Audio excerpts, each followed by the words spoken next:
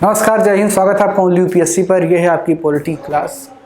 देखिए, हमने कहा था कि कार्यपालिका का एक क्लास बचा हुआ है, मंत्रिपरिषद, उसको पढ़ लेते हैं, समाप्त हो जाएगा। और उसके बाद में फिर हम अगली क्लास से बात करेंगे विधायिका पर, यानी कि संसद पर बात करना हम प्रारंभ करेंगे। ठीक है, तो इस क्लास में हम बात करेंगे मंत्रिपरिषद पर। मंत्रिपरिषद, ठीक है, मंत्रिपरिषद क्या होता है, इस पर हम बात करेंगे। इनकी नियुक्ति कैसे होती है, इनका कार्य क्या होता है, ठीक है, ये सब हम इस क्लास में समझेंगे। ठीक है, तो सबसे पहली बात तो ये कि संविधान में इनका जिक्र कहाँ पर है, तो ये है आर्टिकल 74 में। आर्टिकल 74 में लिखा गया है कि राष्ट्रपति को सलाह देने के लिए एक मंत्रिपरिषद होगा। ठीक है, राष्ट्रपति को सलाह देने के लिए एक मंत्रिपरिषद होगा और वह जो सलाह है वह राष्ट्रपति के लिए बाध्यकारी होगा। हालांकि एक बार राष्ट्रपति उसे वापस विचार के लिए भेज सकता है, लेकिन यदि पुनः मंत्रिपरिषद उसको राष्ट्रपति को भेज दे तो राष्ट्रपति उसे अस्वीकार नहीं कर सकता है, यानी कि स्वीकार करना उसकी बाध्यता हो जाती है। ठीक है, दूसरी बात जो आर्टिकल 74 में लिखी हुई है वो ये है कि जो सलाह मंत्री राष्ट्रपति को देता है वो क्वेश्चनेबल नहीं होगा, प्रश्नगत नहीं होगा। ठीक है, न्यायिक जांच प्रक्रिया उस पर नहीं हो सकती है। साधारण भाषा में ये कहें कि जो सलाह मंत्रिपरिषद देगा राष्ट्रपति को, उस पर कोई विधिवत चैलेंज नहीं किया जा सकता है। ठीक है, उस पर कोई जांच नहीं, कोई कानूनी जांच नहीं हो सकता है। ठीक है, दूसरा अनुच्छेद जो इससे संबंधित है मंत्रिपरिषद और मंत्रिमंडल से, वह है 75 में उसकी नियुक्ति की चर्चा है। आपने प्रधानमंत्री वाले क्लास में पढ़ा था कि अनुच्छेद 75 में कहा गया है कि भारत का एक प्रधानमंत्री होगा जिसकी नियुक्ति राष्ट्रपति करेंगे। ठीक है, उसी आर्टिकल में यह भी मेंशन है कि प्रधानमंत्री के नियुक्त हो जाने के बाद प्रधानमंत्री के सलाह पर अन्य मंत्रियों की नियुक्ति राष्ट्रपति करेंगे। ठीक है, तो ये बात कहाँ पर लिखी हुई है, जो है संविधान के आर्टिकल 74 और 75 में लिखी हुई है। तो इसको आप थोड़ा सा नोट कर लें और उसके बाद में हम उससे आगे बात करना प्रारंभ करते हैं। ठीक है, तो आर्टिकल 74 में क्या लिखेंगे आप? आर्टिकल 74 में पहला जो प्रोविजन है, राष्ट्रपति को सलाह देने के लिए एक मंत्रिपरिषद होगा। एक मंत्रिपरिषद होगा।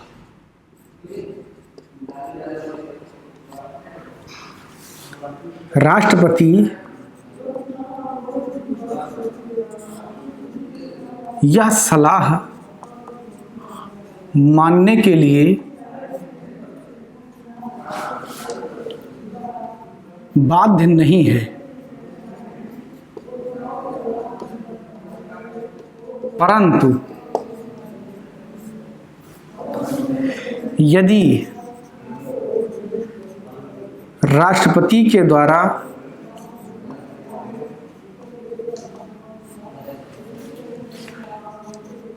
लौटाए प्रस्ताव को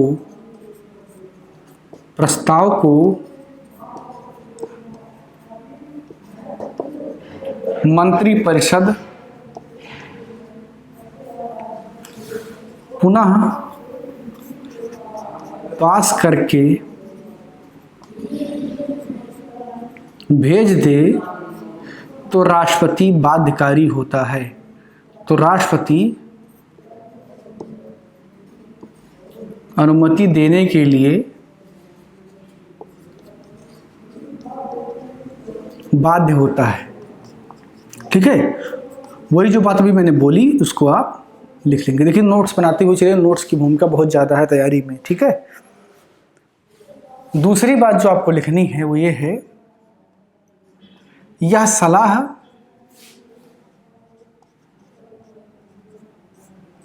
न्यायिक जांच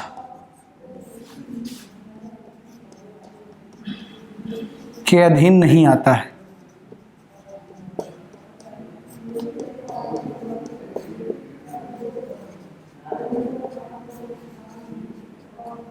ठीक है, जो ये सलाह है ये न्यायिक जांच के अधीन नहीं आता है। ठीक है, ये लिखा हुआ है आर्टिकल 74 में।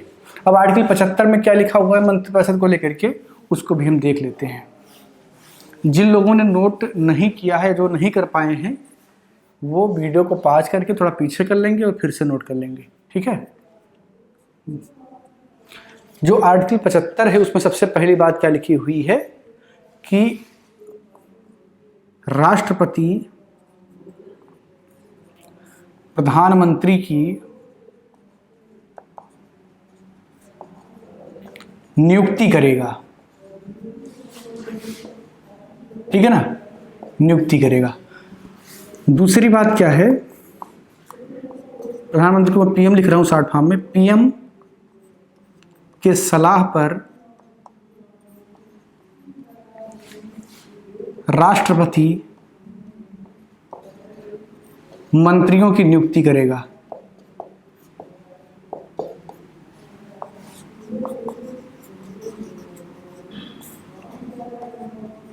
तो ये हो गया मंत्रिपरिषद की नियुक्ति को लेकर के जो बात है। ठीक है, वो अब यहां पर एक चीज और है। 2003 में 91वां संविधान संशोधन किया गया। ठीक है, कौन सा? 91, यानी कि 90+1। इस नंबर का संविधान संशोधन किया गया और इस संविधान संशोधन के द्वारा यह निर्धारित किया गया कि किसी सरकार में मंत्रियों की संख्या कितनी होगी। देखिए, मंत्री का जो पद होता है वो प्रीमी पद होता है। हर नेता चाहता है कि वो मंत्री बन जाए। तो कई बार होता क्या है कि राजनीति को साधने के लिए जो सरकारें होती हैं वो मंत्री के पद को खूब बांटती हैं। उससे क्या होता है कि उनके नेता खुश रहते हैं। अच्छा, दिक्कत क्या होती है कि उससे संसाधन का बड़ा नुकसान होता है। जैसे अगर 7-8 मंत्री या 10 मंत्री से पूरे देश का काम चल सकता है तो 80-90 मंत्री बनाने का क्या मतलब है, क्या फायदा है। ठीक है, सही अवधारणा क्या है? मिनिमम जो है गवर्नमेंट और मैक्सिमम गवर्नेंस, यानी कि गवर्नमेंट जो है वो सीमित होनी चाहिए और जो गवर्नेंस हो, जो उससे निकल करके जो अवक्षेप उसका आ रहा है वो बेहतर ब्रॉड होना चाहिए। ठीक है, तो उससे संसाधन बचते हैं। जैसे अगर कोई मंत्री है तो उसको अलग से सुविधाएं देनी पड़ती है, सुरक्षा देना पड़ता है।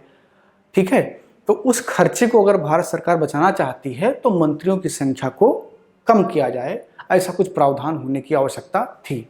तो 2003 में 91वें संविधान संशोधन के द्वारा यह प्रावधान किया गया कि 15% से ज़्यादा मंत्री किसी भी सरकार में नहीं हो सकते हैं, वो चाहे केंद्र का सरकार हो या किसी राज्य का सरकार हो। ठीक है, यहाँ पर एक चीज़ आपको और बता दूं, मेंशन कर दूं कि जो दिल्ली है उसमें केवल 10% टोटल जो वहाँ के सदस्य हैं विधानसभा में, उसके 10% ही मंत्री हो सकते हैं। बाकी पैन इंडिया के लिए जो है वो क्या है, 15%। दिल्ली और पुडुचेरी के लिए 10% है और जम्मू कश्मीर के लिए हो सकता है, क्योंकि वहाँ भी जो है पॉपुलेशन उतना ज़्यादा नहीं है। अभी उसके बारे में कोई क्लियरिटी नहीं है, उसको इस श्रेणी में रखा जाता है या कैसे रखा जाता है, वो बात की बात है। वर्तमान स्थिति यही है। तो 15% से ज़्यादा मंत्री नहीं रह सकते हैं, यह प्रावधान किया गया। ठीक है, तीसरी बात जो है वो ये है, तीसरी नहीं चौथी बात हो जाएगी, चौथी है। ठीक है, यदि किसी नेता को, जो मंत्री है, दल बदल कानून यानी कि एंटी डिफेक्शन लॉ, जो कि दल परिवर्तन का निषेध करती, उसको रोकती है, उसके तहत यदि कोई दोषी पाया गया है तो मंत्री पद उसका स्वतः चला जाता है। अब दल बदल विरोधी कानून क्या है, एंटी डिफेक्शन लॉ क्या है, उसके प्रावधान क्या है, ये मैंने कई बार पढ़ाया है, फिर भी शार्ट में थोड़ा सा बताता हूँ।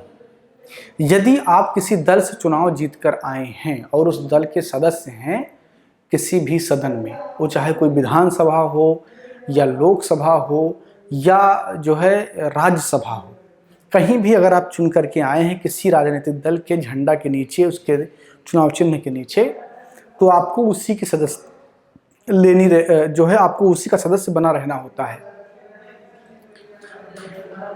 लेकिन यदि आप उस पार्टी को छोड़ते हैं, भाई मतभेद हो सकता है, उस पार्टी को यदि आप छोड़ते हैं और वह पार्टी उस सदन के अध्यक्ष सभापति से शिकायत करती है और सभापति को ये लगता है कि इनका शिकायत जायज़ है, तो उस फला सदस्य की सदस्यता रद्द कर दी जाती है। और जिस कानून के तहत रद्द किया जाता है उसे एंटी डिफेक्शन लॉ या दल बदल विरोधी कानून कहा जाता है।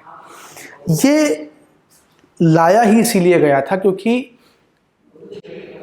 भारत की आज़ादी से लेकर के राजीव गांधी की जो एक सरकार थी 1989 तक जो चली, वहाँ तक ऐसी स्थिति थी कि कई बार बहुत सारे नेता पार्टी को छोड़कर चले जाते थे, यानी कि सरकार बड़ी अस्थिर सी हो जाती थी।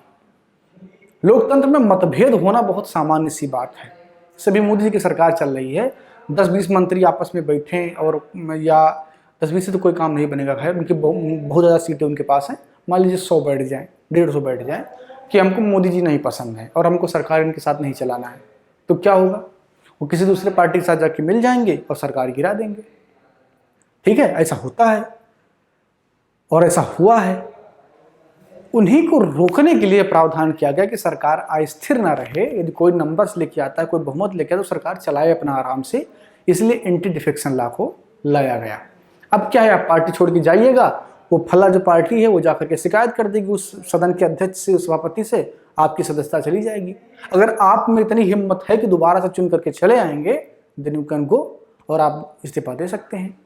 होता है, ऐसा आज भी होता है। कई विधानसभाओं में आपने देखा, मध्य प्रदेश में कुछ दिन पहले हुआ था, कांग्रेस की सरकार थी, फिर कांग्रेस के कुछ विधायक और ज्योतिरादित्य सिंधिया बीजेपी में विलय करते हैं, उनके विधायकों की सदस्यता रद्द होती है, फिर से वो चुनाव लड़ते हैं, जीत जाते हैं, सरकार बन जाती है। ये होता है, लेकिन बहुत व्यापक लेवल पर नहीं हो पाता है। कई बार केंद्र सरकार भी उससे कमजोर हुई थी, इसलिए से प्रावधान लाए गए थे।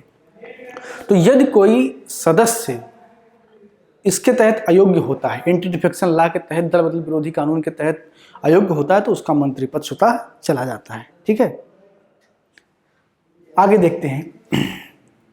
5वां है, यदि कोई मंत्री 6 महीने से मंत्री है और किसी भी सदन का सदस्य नहीं है, ना राज्यसभा का ना लोकसभा का, तो उसे अपना पद छोड़ना होता है। ठीक है, तो उसे अपना पद छोड़ना होता है। 6ठा आप लिख लेंगे कि सभी मंत्रियों को गोपनीयता एवं उसके जो है पद की शपथ राष्ट्रपति दिलवाते हैं। पद एवं गोपनीयता की शपथ कौन दिलवाते हैं? राष्ट्रपति दिलवाते हैं। तो ये सारे जो प्रावधान, जो प्रोविजन हैं, वो आर्टिकल 75 के तहत निर्धारित होते हैं। एक चीज़ यहाँ पर और आपको नोट करना है कि जो मंत्री हैं उनके वेतन और भत्ते संसद के द्वारा निर्धारित होते हैं। ठीक है, उनको कितना वेतन मिलना है, उनको कितना पेंशन मिलना है, उनको कितना भत्ता मिलना है, ये कौन निर्धारित करता है? ये संसद निर्धारित करता है। ठीक है, तो ये है उन दोनों के प्रावधान, अनुच्छेद 74 के और अनुच्छेद 75 के। किसके क्रम में? मंत्रिपरिषद के क्रम में। ठीक है, अब मंत्रिपरिषद की नियुक्ति की जो बात है, हमने उस पर बात कर लिया कि प्रधानमंत्री सलाह देता है और उस सलाह के आधार पर ही मंत्रिपरिषद की नियुक्ति राष्ट्रपति करता है। ठीक है, अगली क्लास में हम बात करेंगे मंत्रियों के दायित्व पर और मंत्रिपरिषद और मंत्रिमंडल में क्या अंतर है, इस पर बात करेंगे। खूब सारे सवाल इस पर आते हैं, उस पर बात करेंगे। इस क्लास में इतना ही। क्लास को लाइक कीजिए, शेयर कीजिए, अपनी राय कमेंट बॉक्स में जरूर दीजिए। बहुत बहुत धन्यवाद।